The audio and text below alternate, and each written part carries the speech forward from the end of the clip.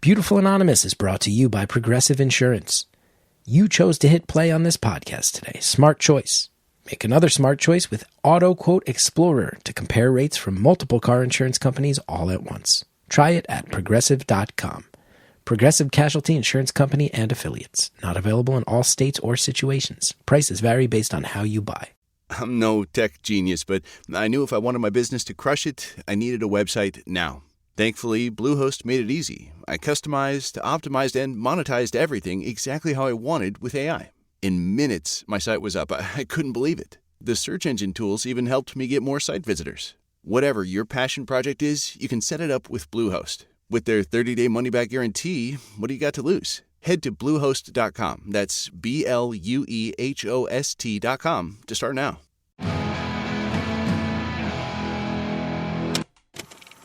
Hello to everybody who's feeling a little bit under the weather.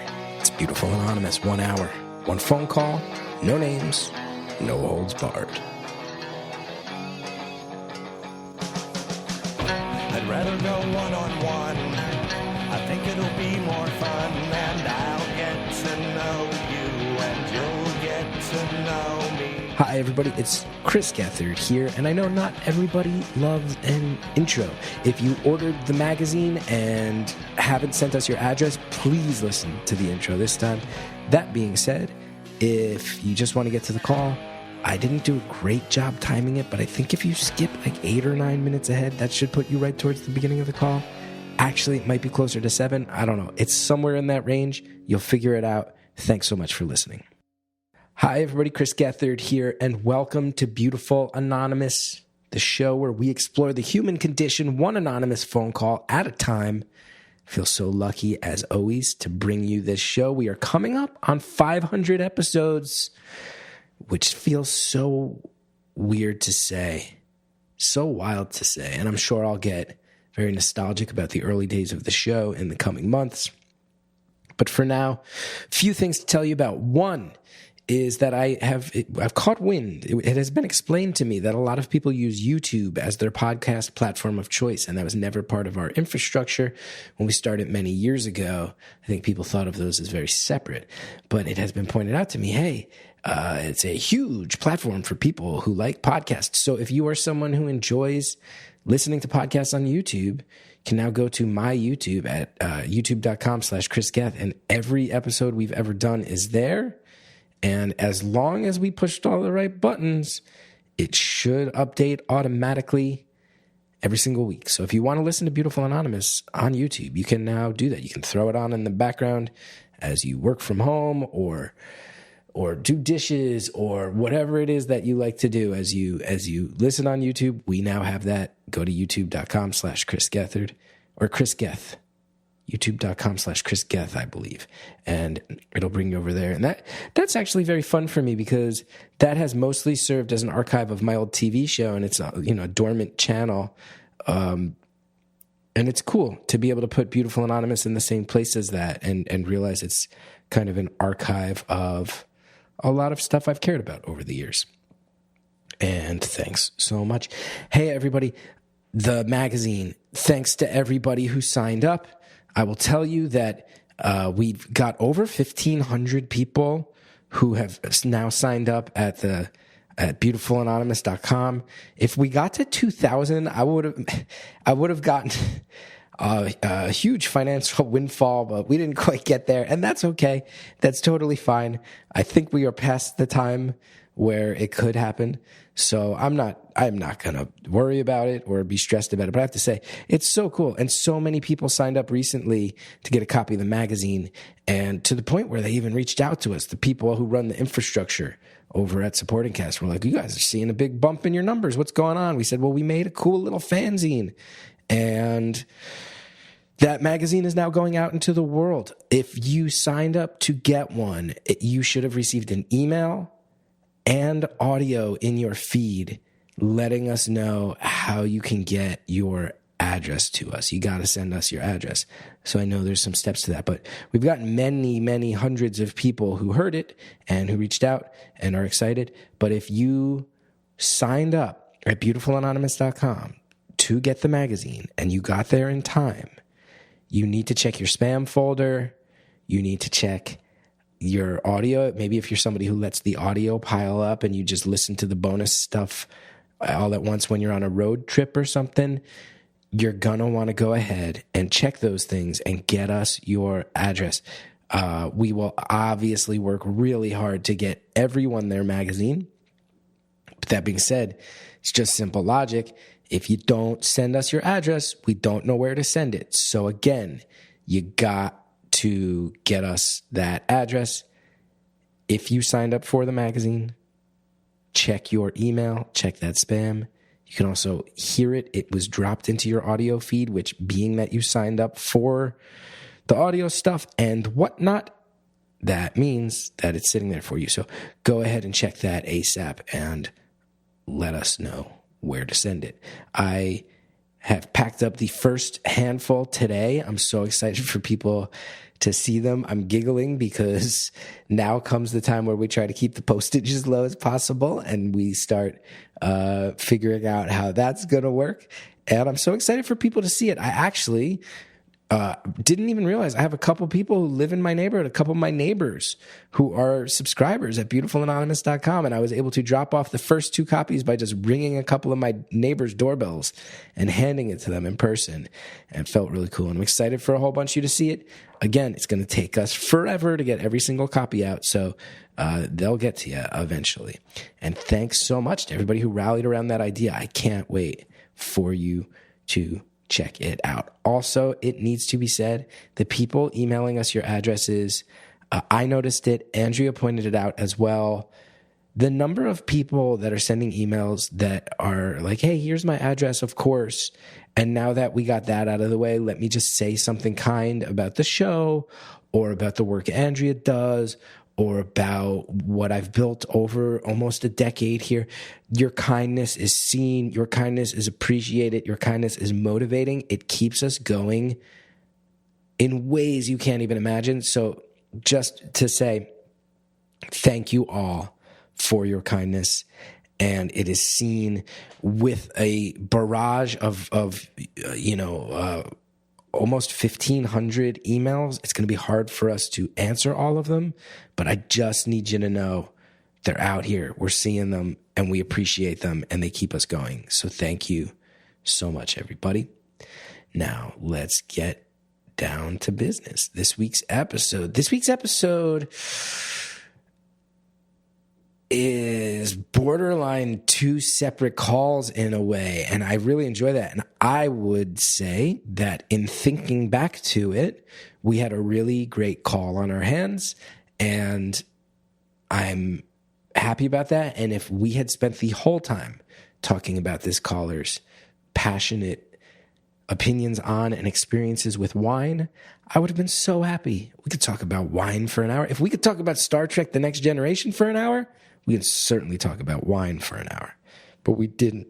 We didn't, because I think once the trust was there and once the comfort was there, the caller got very comfortable opening up to us. And I will say this show, in the early days, it was kind of a cliche, a little bit of a knock on the show, that a lot of people called up to talk about mental health. And sometimes I have my guard up when calls go in that direction. Sometimes I get a little worried. I'm not any sort of trained therapist, and it's sometimes very daunting, and sometimes I need to look out for my own state of mind. So sometimes I get a little nervous, but this is a take that was so unique. And I think we've had other calls that have gone in this direction before, but what's it like to be right next to someone who's really suffering in terms of mental health? We've had a handful of calls, but I don't remember one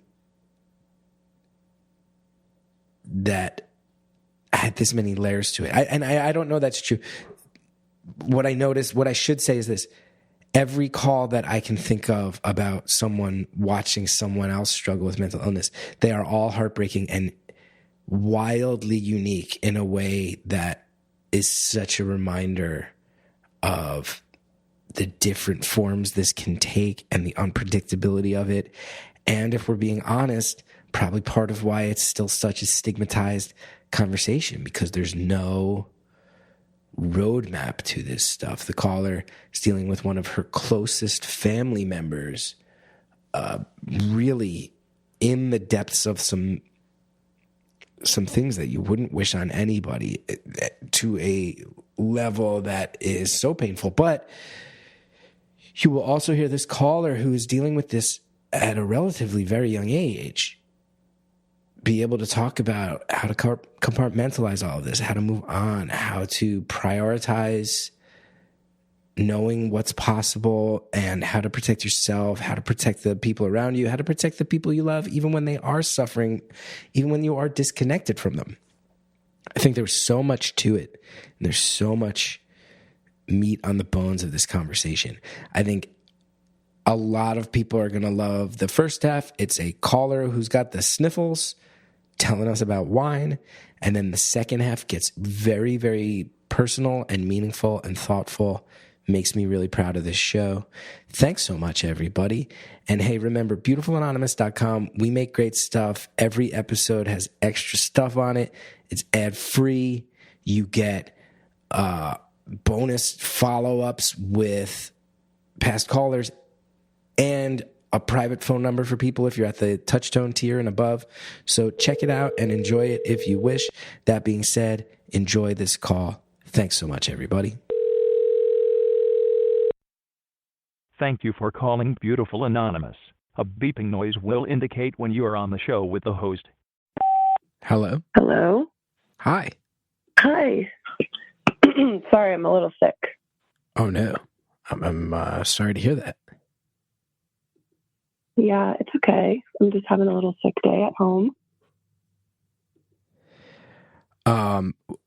That stinks. I mean, it stinks to be sick. It's nice to get time at home, though.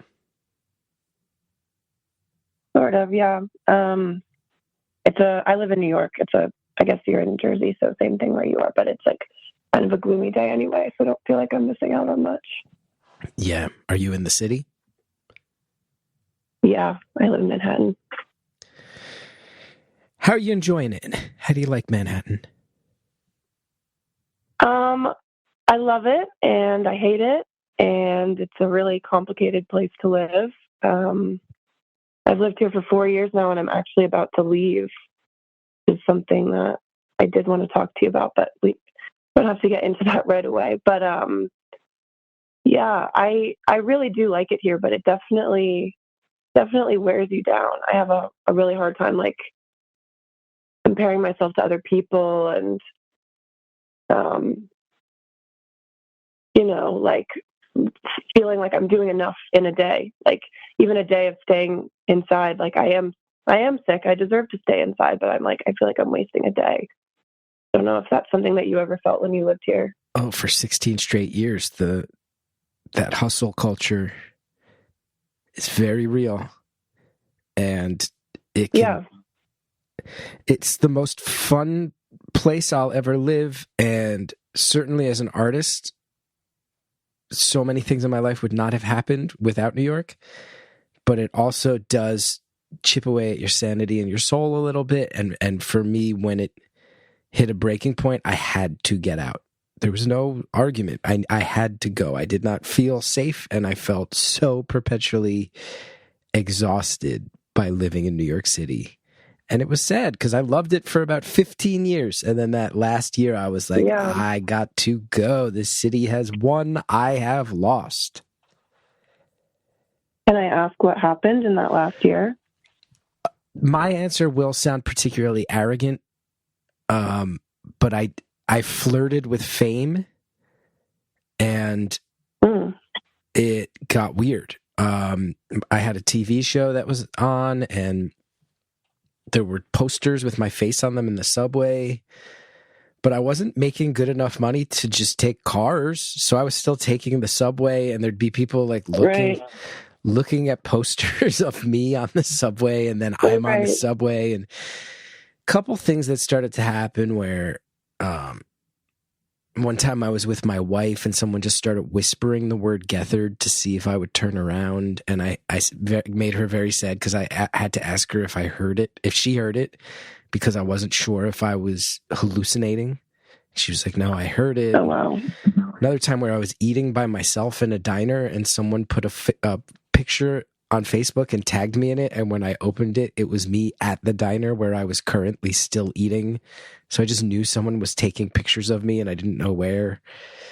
So, New York is great when you're young. I think New York is great when you're rich. For sure. To wind up in a situation where I was visible enough for people to whisper my name, but not rich enough to have any sense of privacy was a bad match. Plus, let's be honest, I have always been a Jersey guy. You will not find any evidence of my entire time in New York where I ever viewed it as permanent. I loved it so much. I loved Jackson Heights in particular, but I always knew I was a Jersey guy and I'd wind up back here.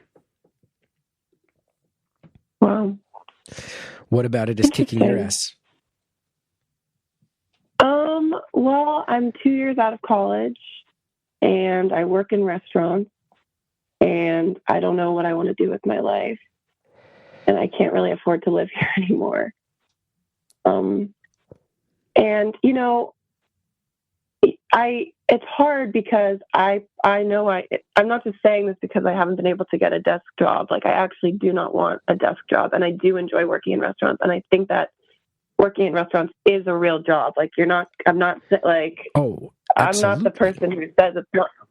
It's a very real job and it's a job that I am very proud to do. And I've been doing for a long time. And I think there's a lot about it that I really like. And yet I still feel this pressure that it doesn't have this like longevity to like sustain me or to go further, And so I ended up focusing in on a particular aspect of the restaurant world that I was drawn to, which was like the wine world. And I took a sommelier course and I just passed my exam crazy enough just a couple weeks ago. So I'm like a certified sommelier now. Hey, congrats. Thank you. I wasn't really expecting it. I was kind of just doing it out of interest. And so now I'm kind of like, well, I have this whole new thing under my belt that I could use to go and travel. That's the other thing is I want to see more of the world as well. And you can't do that when you're stuck in like the corporate world. And so it feels kind of like a blessing and a curse, but I have this freedom that I do want to take advantage of. But it's so hard to come to terms with. And then making any sort of plan is really hard as well. But my lease ends in like 2 months. So I don't have a ton of time, but I don't think I'll be re-signing. Do you have any plan on where you're going after this? I have a couple ideas. What I would probably do is go back home and work my old summer job to save a little bit of money over the summer. And then I'd love to go work. So basically there's like two harvests a year, like for vineyards. There's the northern hemisphere and the southern hemisphere, and they're flipped. So for anywhere in the northern hemisphere, it usually starts in about August and goes through October. So I could time it right and go to pretty much anywhere in the northern hemisphere, and you can, usually like work for free and get this experience of working a vineyard harvest. So there's a couple places. I mean, I could do like California, Napa, Sonoma, something like that, but I kind of want to go outside of the country, like maybe Portugal or Spain. And then the Southern Hemisphere harvest will be the start of 2026 from like January to March. And I really want to go to New Zealand and do that. But I have some time to kill before then. So I feel like I kind of envision myself going home for a bit, then going and working a harvest in somewhere in the Northern Hemisphere, and then maybe just doing some backpacking in between. Like I really want to go to Southeast Asia. I've never been before. and then maybe like touching base back home for Christmas, and then going to New Zealand like early next year. How does that sound? Sounds like the trip of a lifetime. Sounds like you've made some choices professionally that give you the freedom to go on adventures. Sounds amazing. Yeah.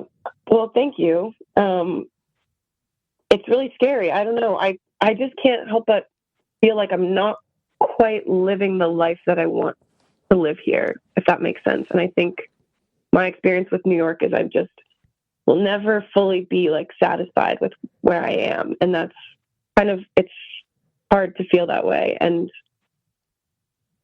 maybe I'm running from it. I don't want to like assume that my life will, like, you know, the things that trouble me will not follow me wherever I go. Like, I know that that's a very real possibility, but on the other side of that coin, it's like, who knows what like, who even knows what can happen in a year of just traveling and seeing the world. And I don't have anything keeping me here. And it's like, it's sad, but it's also so freeing and kind of exciting. And I'm really trying to like, I tend to be kind of like a pessimistic person. So I'm really trying to like lean into like how exciting the unknown actually is, instead of like going into the worst case scenario, which is that I go away, I spend all my money, I don't gain any meaningful experiences, and then I try to come back and I can't afford it, and I'm just a year older than I was, and I can't get a job. Like, that's kind of where my brain keeps going, because that's like the worst case scenario.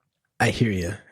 And I'll also say, too, some of it's personality, some of it's the tracks that we go down. But New York does bring the pessimism out, too. New York can bring the cynicism out. It can bring out joy and adventures and this spirit of unpredictability. It can also make you a pessimist. So I think a little detox from the city life might help with that as well.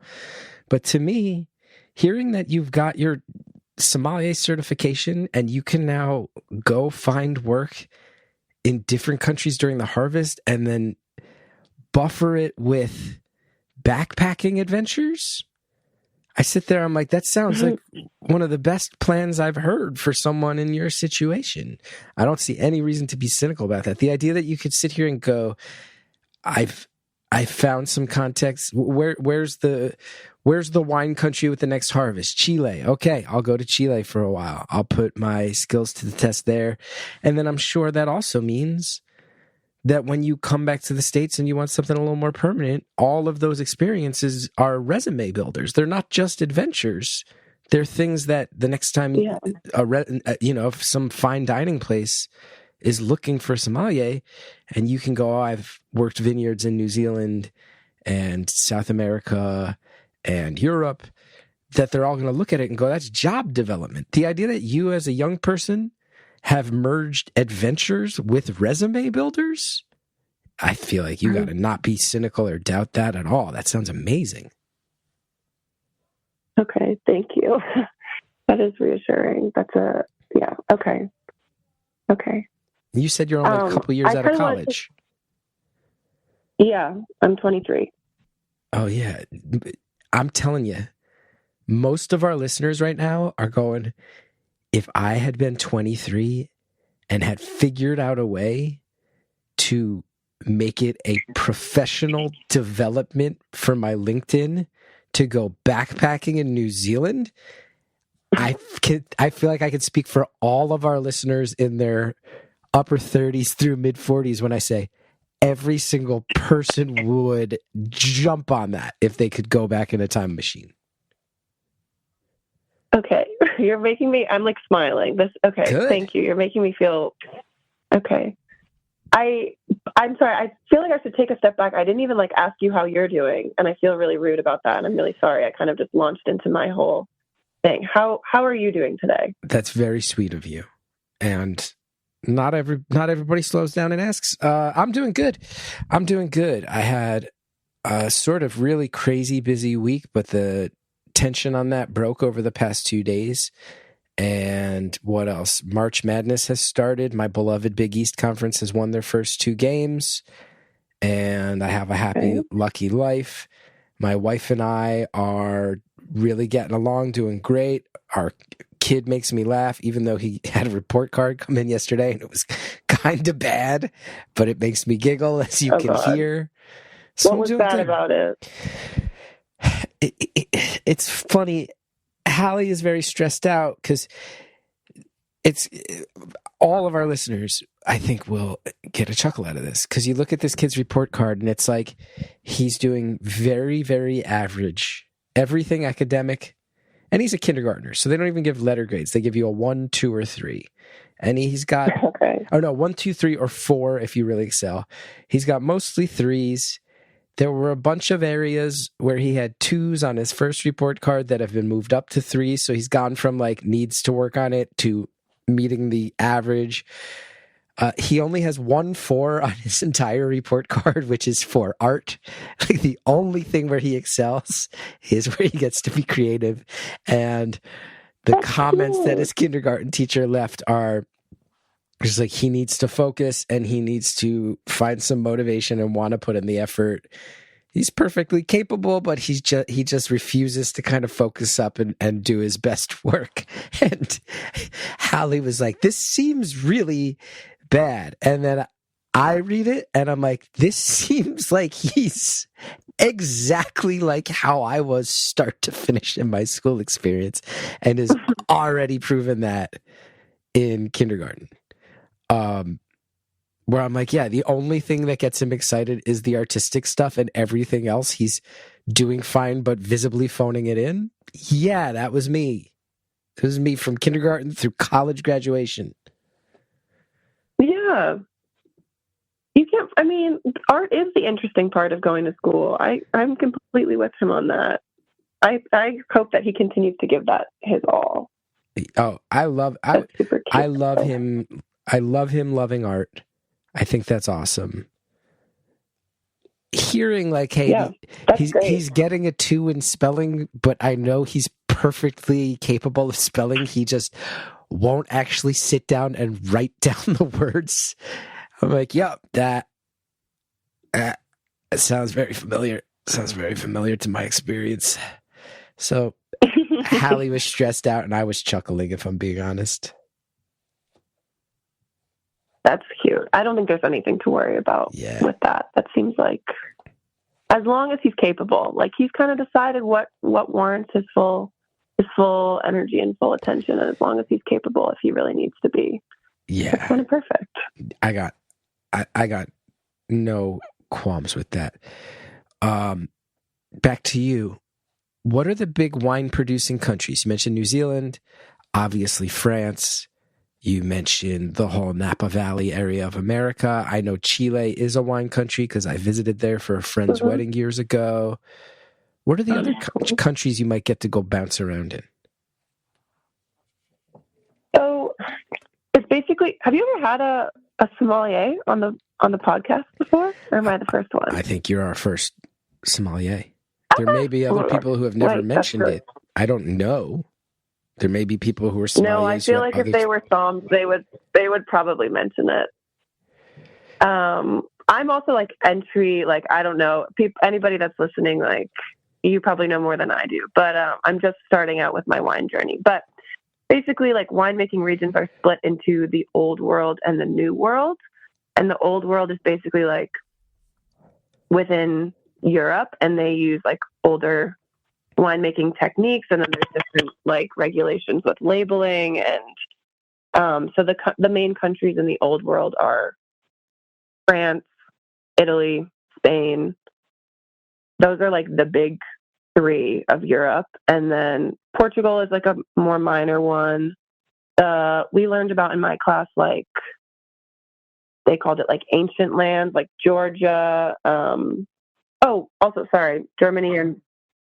Germany and Austria are also really big. I completely spaced about those. But those are big ones as well. But in terms of ancient lands like Georgia, Israel, we learned about like, what else?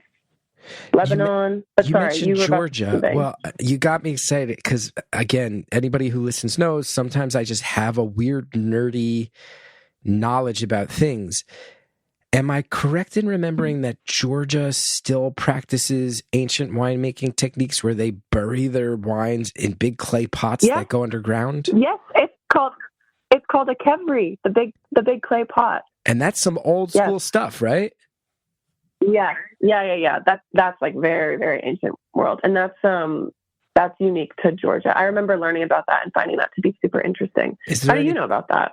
Because I'm a nerd and I've just picked things up. And one of my favorite basketball players, Sandro Mamukelashvili, who played for the Seton Hall Pirates, my beloved Seton Hall Pirates, he was from Georgia. Now he plays for the Spurs and mostly rides the bench, but pops off every once in a while. But he's from Georgia, and I've gone to a couple Georgian restaurants, and somehow between those things, my algorithm has shown me videos of Georgian ancient winemaking techniques, which of course then I need to know as much about as possible. So I read about how they bury big clay pots full of grapes and let it ferment. So there's a part of you that could go like, yeah, it's a valid professional notch in my belt if I can somehow find a reason to go through Georgia and drink ancient wine that is fermented underground. Yeah, I mean, that's so cool. I think so. Hopefully I can spin it that way. And fun fact about Georgia, they're I could be wrong about this. Well, I know I'm partially right. I just don't know if they're the first country or if I think they are one of the first countries to ever make orange wine, which is like really having a moment right now. But it was like first invented in Georgia. That's just like a side note. I'm pretty sure I'm remembering that correctly. I know they have like a tie to orange wine. That's so cool. And then, sorry, yeah, it is. It is pretty cool. It's fun to talk about. I'm glad that you know about Georgia. That's so random. Let's get nerdy. So we've covered Europe. Yeah. Where else? Let's pause right there. I'm very excited to hear about South American wine. And I don't drink alcohol. I haven't for many years. But if you want to have a nerdy conversation about different wine-producing hotspots, I'm so ready. It's the type of conversation that gets me out of bed in the morning. Anyway, we'll be right back.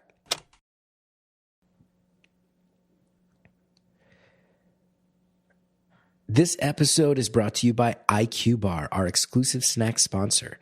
IQBAR is the better-for-you plant protein-based snacks made with brain-boosting nutrients to refuel, nourish, and satisfy hunger without the sugar crash. I love IQBAR. I love all their products. I probably am most obsessed with the IQBAR right now. Everybody knows my wife is obsessed with IQ Joe, a.k.a. coffee sticks, and I really wish that this episode where our caller was under the weather, that I had the wherewithal to remind her that IQ Mix is a fantastic drink at all times, but it's a hydration mix, and especially when you're sick, it has saved my butt so many times. Love IQBAR. The plant protein bars are packed with high-quality ingredients to help keep you physically and mentally fit. I had one for breakfast this morning. I had a peanut butter chip, and it was delicious.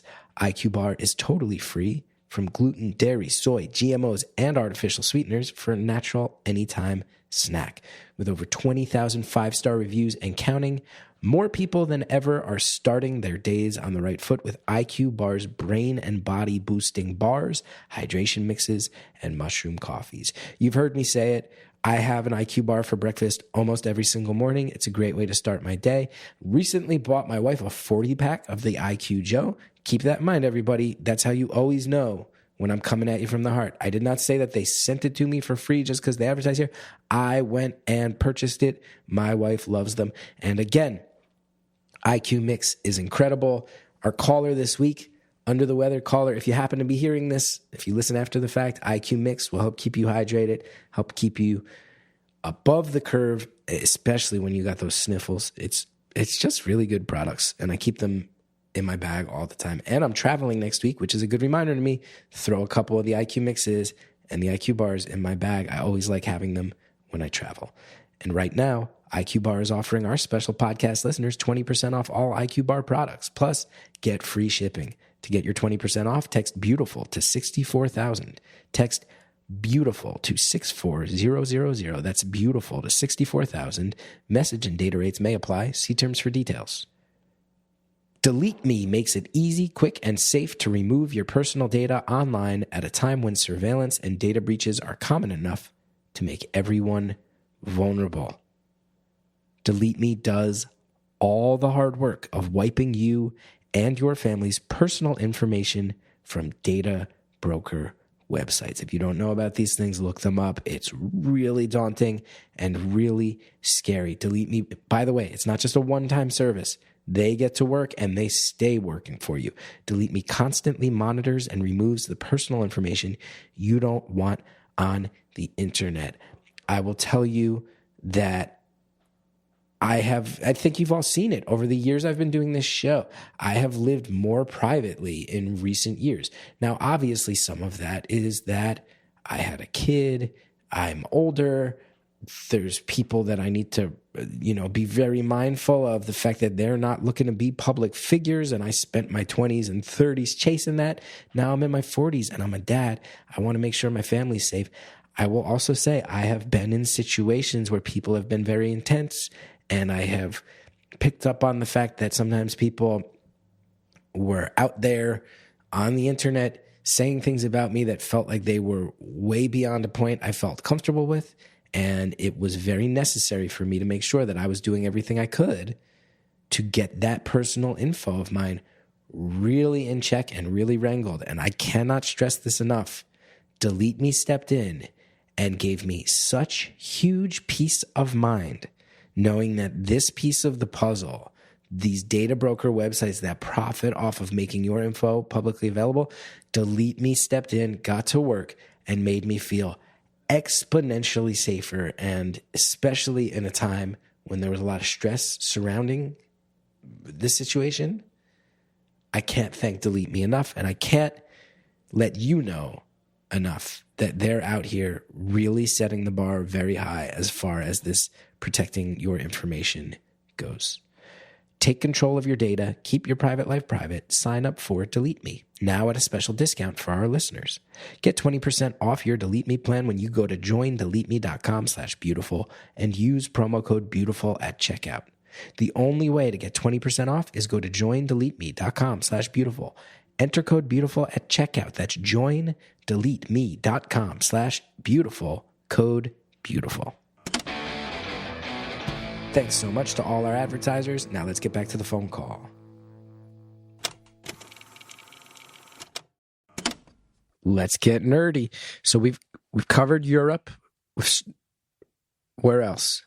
Okay, yeah. So let's go down to the southern hemisphere. Well, basically, like all vineyards in the world are located between 30 and 50 degrees north and south. Like that's like the prime growing region for grapes. Like anything outside of that is going to be either too cold or too warm for them to like ripen properly. So if you look on a map, like you'll see that all of the regions are kind of like within the same like the same like degrees as each other. So then for the southern hemisphere, it's Australia, New Zealand, South Africa, and then in South America, it's Chile, Argentina. But Brazil has a couple wineries, and Uruguay has some too. Those are like the big four in South America. So climate change could really mess with winemaking, huh? Oh yeah, it already is. That was a big thing that we talked about in my class, and it affects everybody.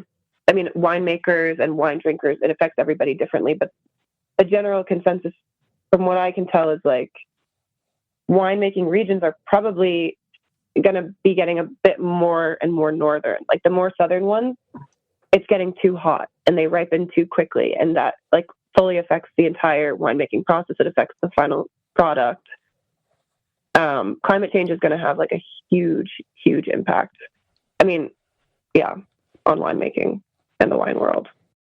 And that's something I want to look into more, though.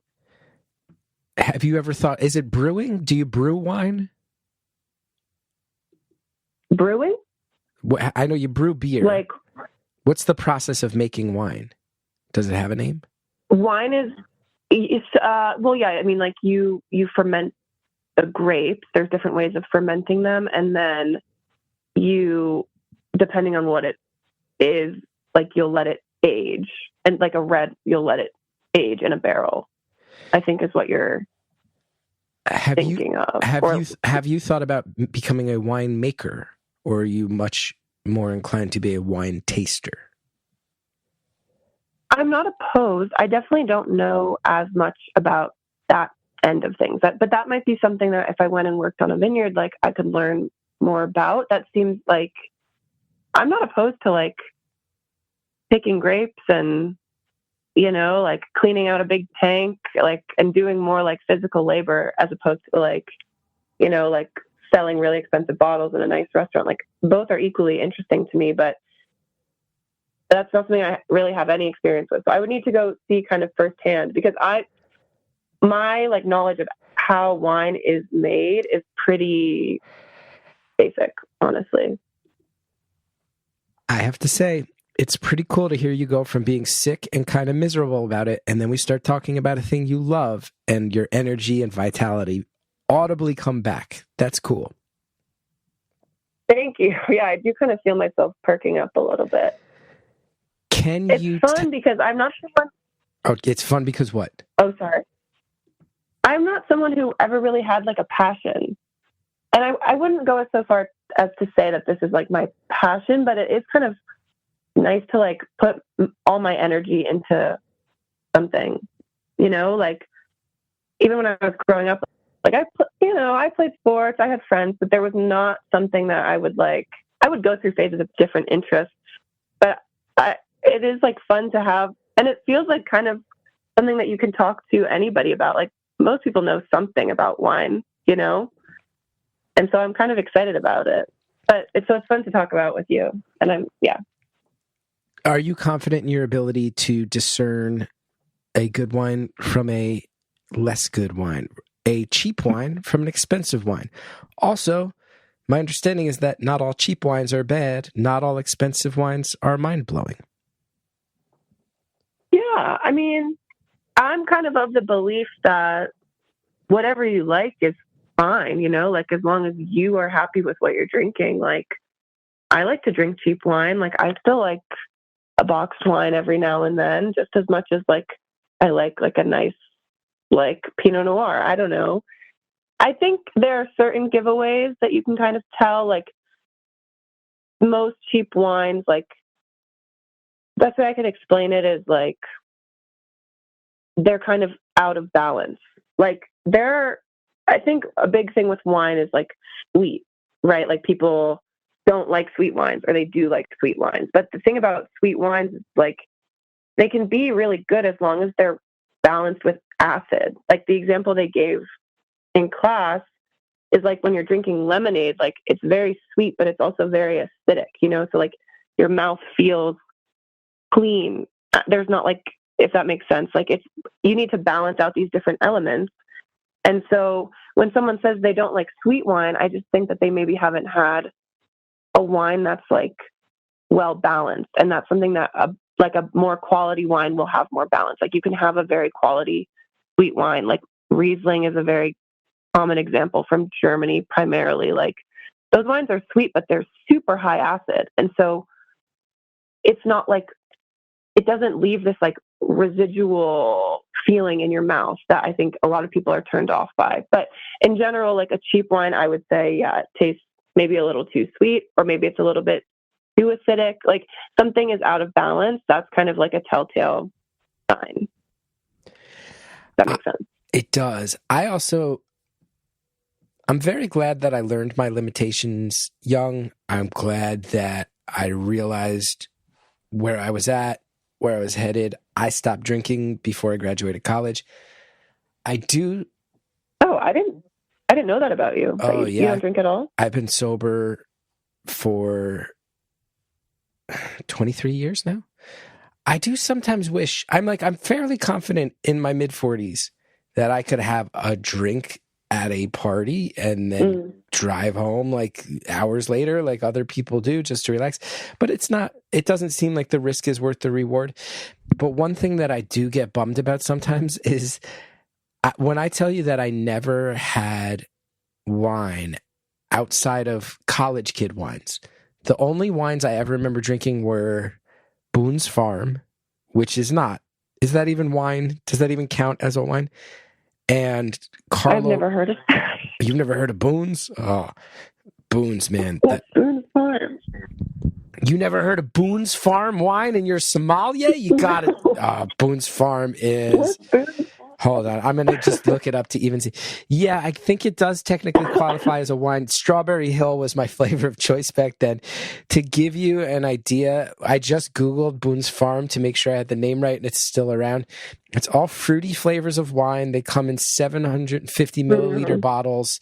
And when I'm looking at a blue Hawaiian one right now. You can see $3.29, $5.99, $2.99. Wow. These are sold at liquor stores in college towns to get kids messed up. They're not good. Strawberry Hill was my flavor of choice when it came to Boone's Farm wine. And then Carlo Rossi, I remember in college, we'd sometimes have Carlo Rossi wine because you could buy it by the gallon. You could buy an actual gallon for like 12, 15 bucks. So the only experiences I had with wine were from the perspective of someone who went so hard at drinking for a few brief years that he stopped in his early 20s. So you can see, and I think I missed out on some level of culture, some level of conversation because of that. And I do regret that. I don't think it's worth me going, maybe I should experiment with drinking after decades of not drinking. But I do also understand that there's a level of connection that comes via wine, that there's a level of conversation that comes via wine. And other liquors as well have their versions of this, right? Like these people who can go into a whiskey bar where you also smoke cigars. Yeah. Like that's going to attract a certain type of person. And there's a certain type of I don't envy the drinking. I do envy the we are sharing in a collective activity that suggests we have something in common and certain things that we are able to talk about with one another. I think there's a shorthand with wine in particular that opens you up to figuring out how you're around people like you via your drink choices. And I do get bummed that I don't have that. Yeah, I mean, I understand. I can understand what you're saying, but I will say, like, we're having like a nice conversation about wine. I didn't even realize you didn't drink. Like, I feel like you kind of have a base understanding of what you're like. You kind of know what you're talking about, so it's still like easy to talk to you about it. But maybe from your perspective, it's not as you don't get to like share in the community of it, which I can understand as well. I would actually say that both the number one skill I have in life, as well as my greatest Achilles heel in life, is that I can talk about a lot of things on a pretty surface level. And when it comes to getting in depth, I need you to help walk me through all this. Wait, why is that an Achilles heel? What's bad about that? Because I feel like I constantly know enough to get into a room and never know enough to actually fit in. But it's not about me. Let's talk about you and wine. Well, I actually want to say something else, which is not about wine, but like, can we talk about how you like posted the phone number and then posted it again? And like, I got through, like, because I have been wanting to talk to you for a while, and I called today. I was like, I'm sick. I'm here. Like, I don't have anything to do today. I'm kind of like sitting around, feeling sorry for myself. And I just had when I went to the store to buy my Dayquil, I like had the vision of talking to you today. And then you like posted the number and I called right away and I didn't get through. And then I kind of was like, okay, whatever. Like I tried. And then you post again and you're like, it could be like, it's my lucky day, but it feels like so like kismet to me. Like I really had a vision of speaking to you today. And It's then meant to be. the ups and downs of getting here, crazy. Well, we had a caller who fell through, and Andrea was like, I had somebody, but I need a little more time. Then we had somebody on the line ready to go, and right as I sat down, Andrea was like, I was just about to patch them through. They hung up. So this was meant to be, as far as you and I talking. Crazy. Why do you think people hang up? You think they get scared? I think sometimes people turn around and go, wait, I'm at work. I can't just spend the next 2 hours on the phone and get myself in trouble. Or maybe some people go, wait, I don't have much to actually say. This was an exciting thought, but I'll call back some other time when I have more on my mind. Who knows? And then sometimes people are like, fuck it, I'm sick. I need somebody to talk to. Let's go. No, that was so me. Like, yeah. I could not have come at a better time. Like, perfect. Interesting. Okay. Can I tell you how I found the podcast? Yeah, sure. I found it about a year ago on Reddit. Ooh. Because I was kind of, I don't know, like I had just gone through a breakup, and I went through like a friend breakup around the same time. And so I lost two big people in my life kind of around the same time. And I just was sort of like, what's wrong with me? Like, what? I don't know. And I went on Reddit, and I was looking for recommendations of like podcasts to kind of like make you think about something besides yourself. And I found this podcast, and I recognized your voice. Like, I didn't recognize your name, but I recognized your voice from The Office, of course, but I really like you in Broad City. Broad City is like my favorite show. Oh, so thanks. I'm kind of a fan of you from Broad City more so than The Office. And I recognized your voice when I first listened. I'm like, he sounds like Alana's boss from Broad City. And then I did some research, and I found out that it was you. Now, would you agree Reddit is both everything that's amazing and everything that's horrible about the internet simultaneously? Yeah, I think that's a good way to put it. I don't use it too much. I kind of just use it for like sort of like word of mouth recommendations that I don't really know how to get from people in person. Like, I haven't really been to like the dark, like the underbelly of Reddit, but I've heard stories. Do you use Reddit a lot? I check it fairly often. I use it, for the same stuff everybody else does. See how everybody else is reacting to that college basketball game I just watched. See if I can get some restaurant recommendations in a city that I'm not in. The problem is I'm also public enough that I have to sometimes read about myself on Reddit, and it has a real dark side. Real dark side. What? Well, let's not even get into it. What are they? Let's not even get into it. We don't have to. Let's. Okay. No, we don't. You want this to just be? We've got moving quickly along. We've got 24 minutes left, and all of it could be me having a meltdown about things I've read about myself on Reddit. So let's not do it. Andrea also says. No, let's not. Andrea says the two callers who it didn't work out should call back, and lots of people get to Andrea and then immediately say, I didn't actually expect to get through, and panic and hang up. Andrea says that that's a very common thing that happens with our little show here. Yeah, I did that once too, so I understand. That's fair. That's totally fair. I understand. Now, this one's flying by. We got 24 minutes left. What else do you want to talk about? What else do I want to talk about? I kind of want to talk about some mental health stuff that's gone on in my life that isn't mine personally, but has affected me. And I feel like it kind of makes me think of some other stories that I've heard on this show. It's going to be a total 180 from what we were just talking about. Okay. But so I feel from like wine adventures, Georgian wine buried in casks, the effects of climate change on the wine industry. Let's buckle up. What's this new direction we're going in?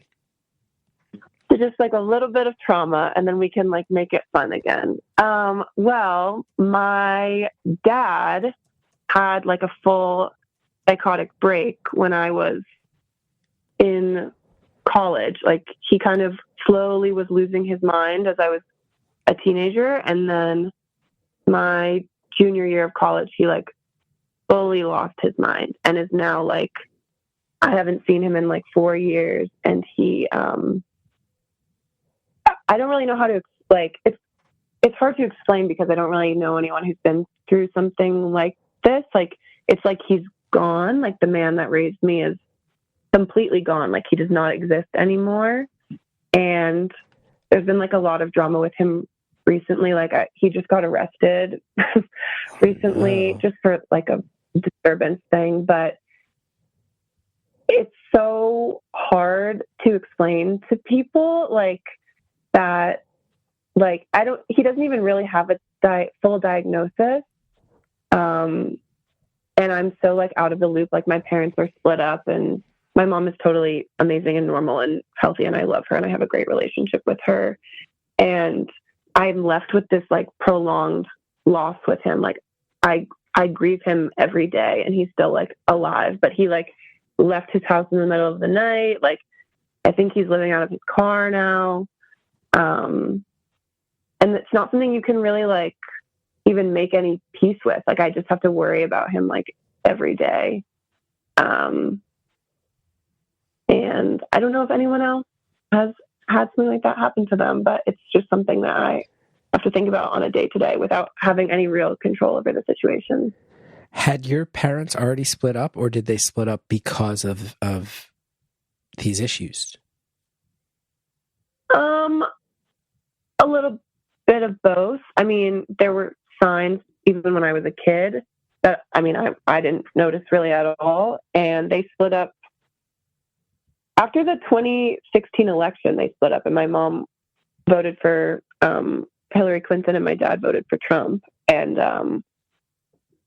that was kind of like the start of his like descent into, like, he really got into the Trump thing, which is why I think that like mental illness is so tied to being like a Trump supporter. Like, the way they like flock to him, and like he ended up getting really deep into like conspiracy theories. Like, during COVID was one of the last times I saw him, and he was like very much anti-vax, like anti-big pharma, talking about how like getting vaccinated would lead to human enslavement, like that kind of thing. And became really like religious and homophobic, which was just, he was not like that when I was a kid at all. He was like an atheist, and he wasn't homophobic. Like, we grew up in a very liberal town. He just like kind of spiraled and found all these things, and then self-isolated, and it has now just been spiraling by himself for like 3 years.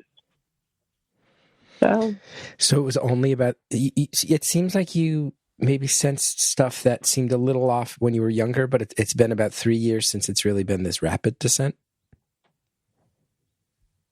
When I was a kid, he definitely had like a hard time regulating his emotions, and he was kind of like an odd guy, like just didn't really have a lot of friends, and didn't have, like, he really hated his job, and he would get really angry, but he was still like my dad, you know?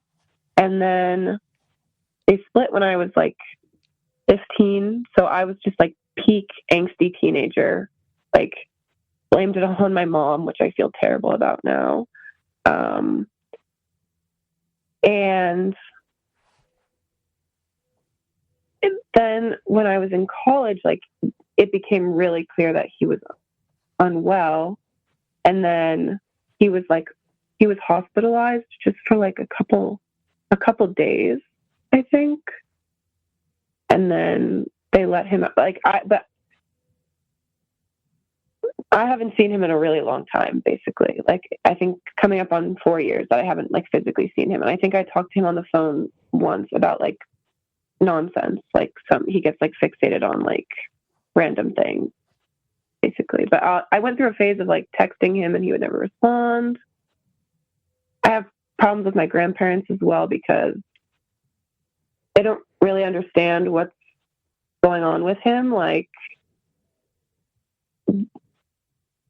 I just don't think they really understand like what mental illness is. Like, it's just not a thing to them, if that makes sense. Like, It does. and so he wasn't really raised with this conversation. Like, you can live with mental illness, like you could, like, but that's not how he was raised. And so I have all this like anger towards them for like, I don't know, like not raising him different. I don't know. It's Is what I'm saying making sense? Or am I? Oh, no, like, it makes total sense. And it's super sad. And to hear about, you know, it's really remarkable how generationally there's been so much progress in terms of how we think about mental illness, but then to see people from older generations handling it in a way that doesn't help the person who needs the help, that makes total sense. It's really frustrating. If anything, I'm amazed to hear you be able to talk about it so calmly and so matter of fact. Oh, thank you.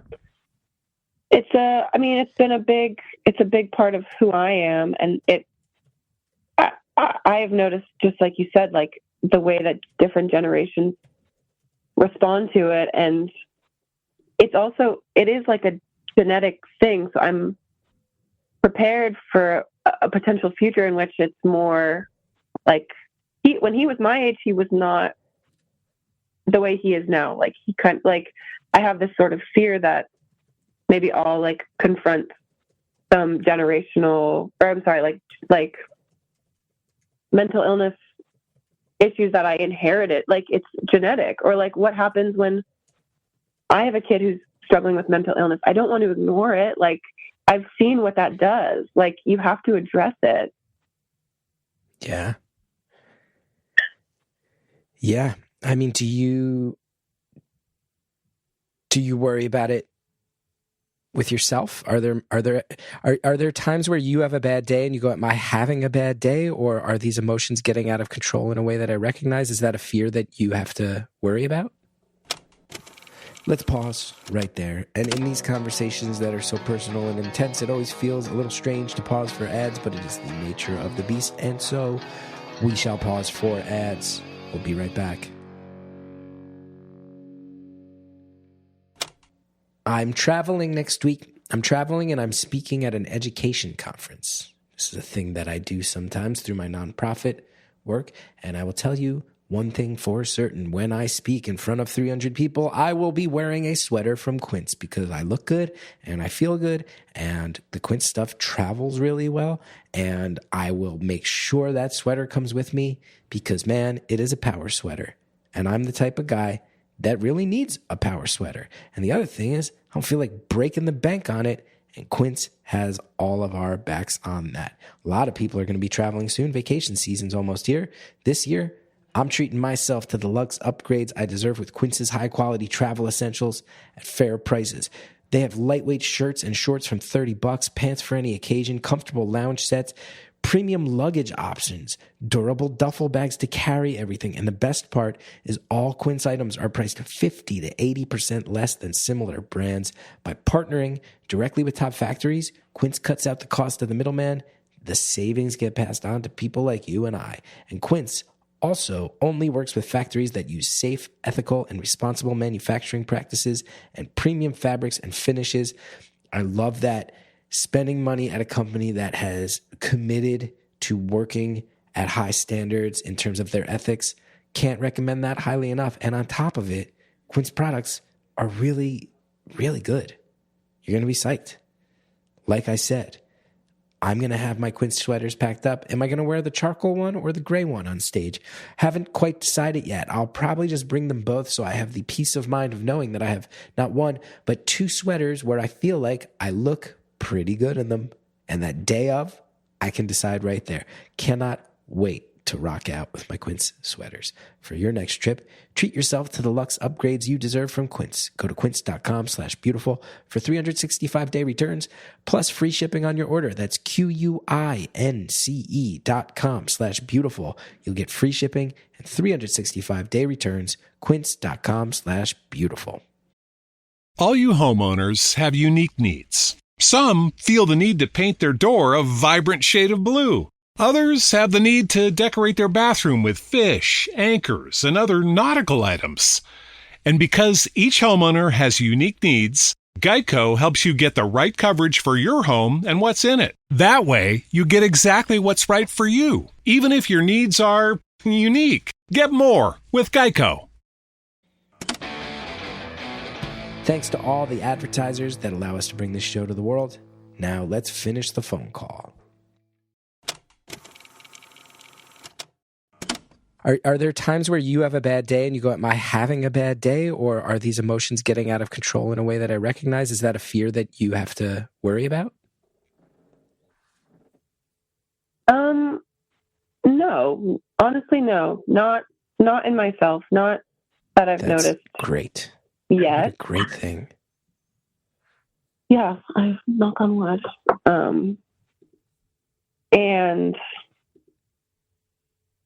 But you never know. Like there were signs of him.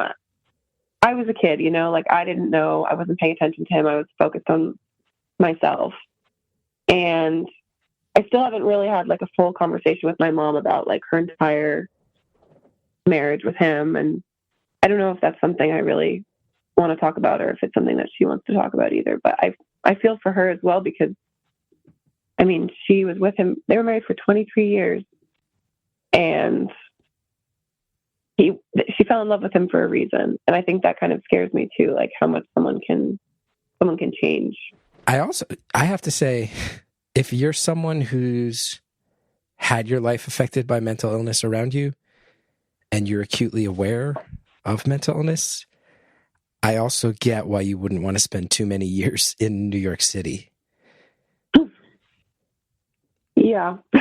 Both in how it makes you feel and the fact that you are sadly around a lot of mental illness in that city all the time. I know it's kind of hard to see how, I mean, like just like, like homelessness here and how homeless people with mental health issues are treated like animals. It's really insane versus like going to Europe where even people that are homeless, like they have access to water and they're treated like humans. And like, it is really, really hard to see here. I definitely do. And I've become so used to it too. That's the other thing that kind of scares me. Like it's just another day and you're outside, you're going to see like 10 to 15 people that are really, really struggling. Yeah. I remember when I moved there, when I was 24, being very, very affected, just seeing people on the subways, people on the streets. And I remember realizing that I had become a little numb to it.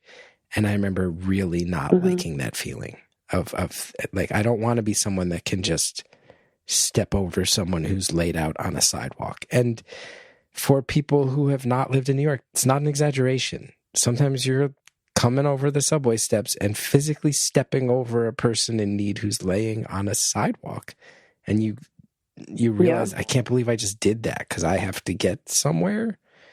Can't believe that's how we function in this town. So I can get New York burning you out is the puzzle pieces are connecting in some other ways right now for sure. Yeah. I have like a fear that my dad will end up like homeless like that because you never really know how people end up in that position, right? Like they were all, I mean, it depends, right? But he doesn't live in a home right now that I know of. And he has like some serious mental health issues going on. And in my head, like that's like worst case scenario where this ends up. It's super scary to think about that reality. You said you haven't talked to him in years. Do you have an idea of where he is? He'll like resurface every once in a while. He recently resurfaced in my hometown and was like making a disturbance at like a town hall meeting. And that's where he got arrested because he has this whole thing about like letting his voice be heard and like his right to free speech.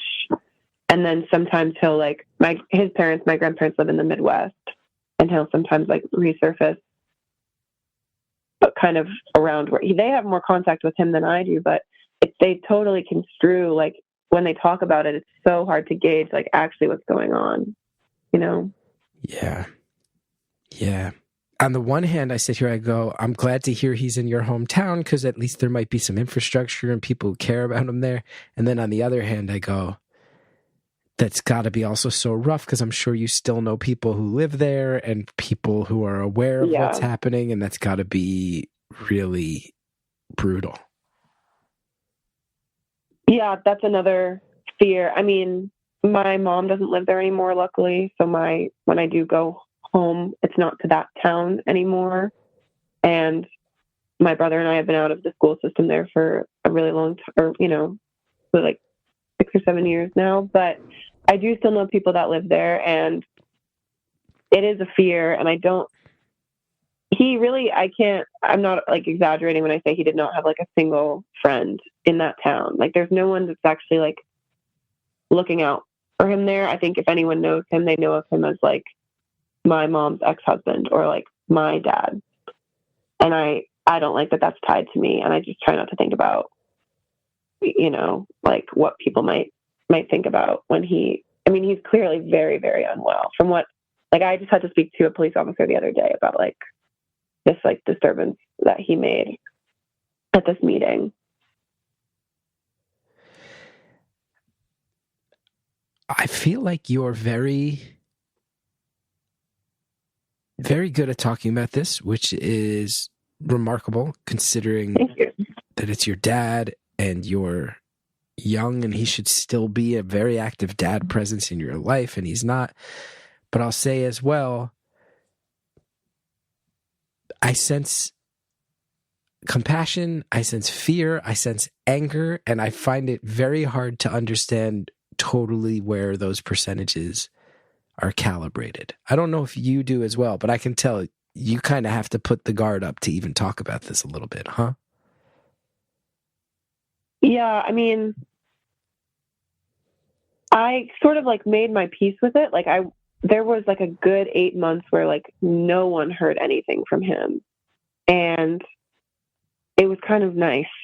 And just recently it's kind of like re-entered the forefront of my brain. And I definitely approach it now with like a sort of like calmness, because I've had to explain it like kind of a decent amount of time. Like, people that are close to me, I want them to know, like, and I can't just say he's not in the picture. Like, he's not like a deadbeat dad. That's not what it is. You know, like, it's more complicated than that. And so that's not how I want to frame him. So I've kind of like honed the way that I like explain the situation.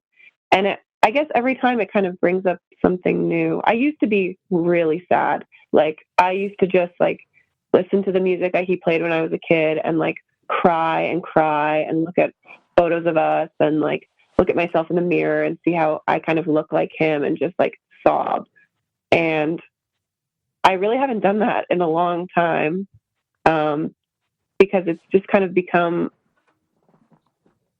it just is what it is, you know? And like, I don't foresee him ever getting help. I know how against he is. Like, he's so opposed to like being medicated. So I really don't see that happening. And so I guess it's kind of just like a protection method to just really try to accept that it is what it is. And it's a very like unique situation.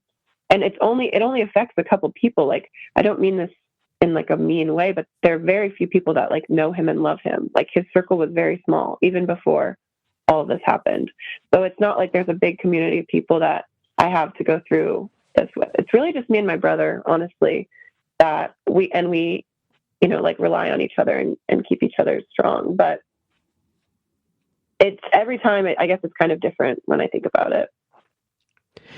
You mentioned your brother helping to keep you strong. I'm wondering, what are the other ways you got there? Because I'm certain there must be other people listening right now who have family members who are unwell, who go through any range of emotions. I'll say on my end, I'm someone who's worked really hard to get past a lot of my own mental health issues. There are also people in my family who have them, and it's a different ball of wax. And even as someone who's been through it, sometimes finding patience, finding grace, finding compassion, not always easy. And to hear you be able to say everything you just said so beautifully, I wonder if there's, you mentioned your brother. What are the other things that have helped you get to this place? Because it's not a place everybody gets to. I think it's honestly really helpful for me to talk about it. And like, I used to be embarrassed, and it's really like, it can be really uncomfortable to talk about. It can be really hard for me to explain to friends of mine that have like parents that are together and a dad that like takes us out to dinner. Like, it can be really tough for me to explain to that girl, like, why I'm like, but the more that I talk about it and like make it not this stigmatized, I mean, it is still a stigmatized thing, but you kind of take control of it. Like, it's okay to talk about what's going on with your family. Like, and it's okay to like let people in on that. It's a huge part of who I am. And I want people to know like the things that make me who I am. And the first couple, everyone kind of reacts to it differently. I have friends that they can't even wrap their heads around it. And I have a couple of friends that have sort of similar situations to the situation that I'm in. And the more I talk about it, like, it doesn't make me, not necessarily doesn't make me feel better, but like, it just reminds me that it's okay to talk about it. Basically, you don't have to like be ashamed. Like, it's okay. That would be my advice, I guess. Yeah. It's so much easier said than done, and I really applaud you for getting there. Thank you. Yeah. I'm glad I brought it up, I guess. You mentioned that you haven't really talked to your mom in depth about being married to him and all the steps of the process. How often do you talk to your mom about just in general? Because it's a void in her life as well. So I wonder how often it even comes up.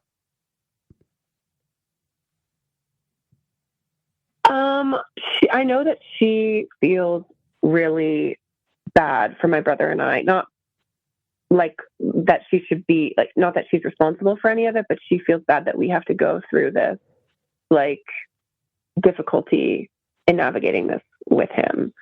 And anytime there's a development with him, I do talk to her about it. Like, her and I have a very open relationship, but I also kind of get the sense that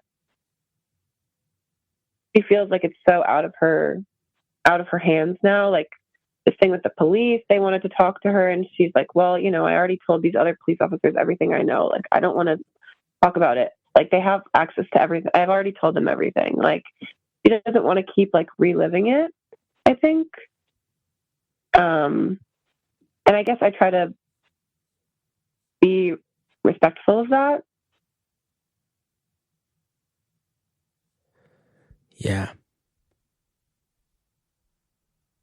Yeah, I get that. It's so sad. It's so sad to see someone who needs help not get it, to see it pull apart relationships, to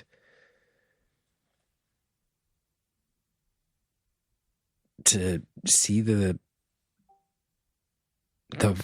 a human shaped void in your life and other people's lives. It's really so sad. Yeah. It is. It's really hard too, because it is a loss, but it doesn't look like maybe what other people would define a loss as, because it's sort of this like amorphous thing, and he's not fully gone, but I know he'll never be himself again.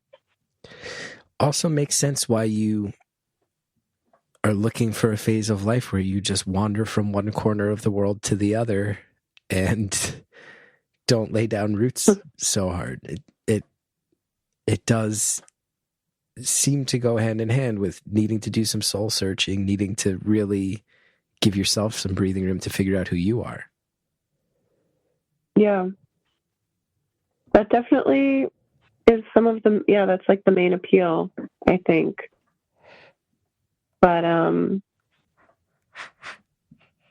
scared. I'm still, I feel good after this conversation, like, and I knew I would, but it's it's scary to like just get up and go. I think it's pretty necessary, though. Yeah. Yeah, I think so too. I don't think it does you any favors to stay still in a city that is notoriously stressful, thinking really hard about your dad, when you could go on some adventures, learn about yourself, build up the resume, and in the process, have as much space and breathing room from this as you want by creating physical distance where people can't get to you, news can't get to you. I think it's well earned, and I think it's going to be really healthy. Yeah, thank you. And, New York will always be here when I get back. It's not going anywhere. Indeed it will. Indeed it will. I also know, I saw my old roommate the other day, and we were laughing. I was like, we lived together for 8 years in an apartment that our 2 bedrooms, the bathroom, the kitchen, and our living room could fit inside my current living room. And I don't have a huge house. It's not like where I'm living in Jersey is some big mansion. It's actually one of the smaller houses in town.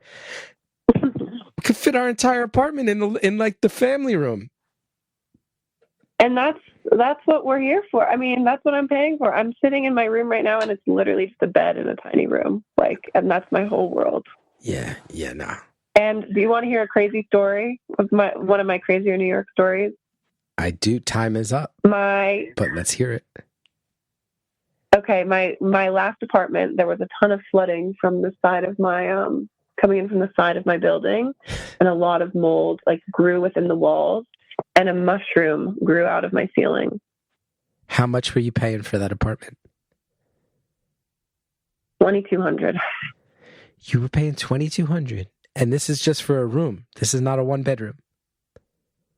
This was a studio. This is my last apartment. So it was a studio. Okay. Now I have a roommate. $2,200, but literal fungus growing from the walls and ceilings. Yeah. Yes.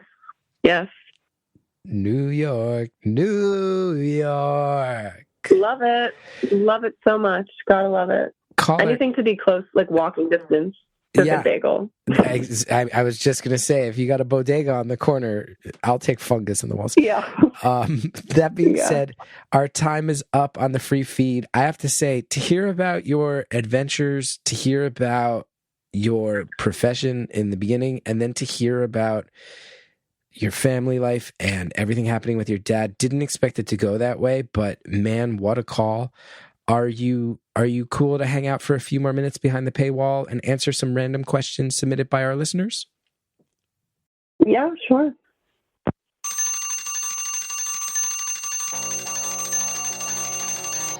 Caller, thank you so much for the first half where you shared with us your passions, the second half where you got vulnerable and let us know about your family life. It's not easy to do so, and I gotta say, I appreciate all sides of that conversation. So thank you so much for calling and sharing and being so open and vulnerable. Thank you to our producer, Andrea Quinn, the High Priestess of Beautiful Anonymous. Thank you to Shellshag for our theme music.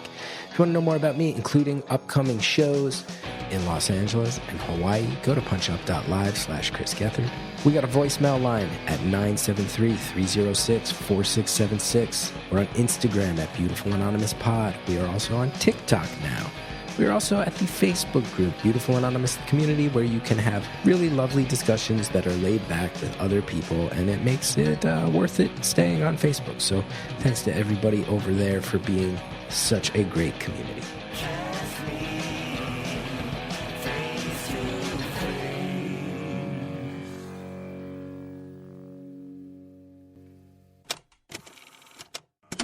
This week on Beautiful Anonymous Plus, here's some of what you'll get from the 5 questions. This could be answered as a sommelier. This could be answered as someone who's lived through a lot. Is the cup half full or half empty? Oh God.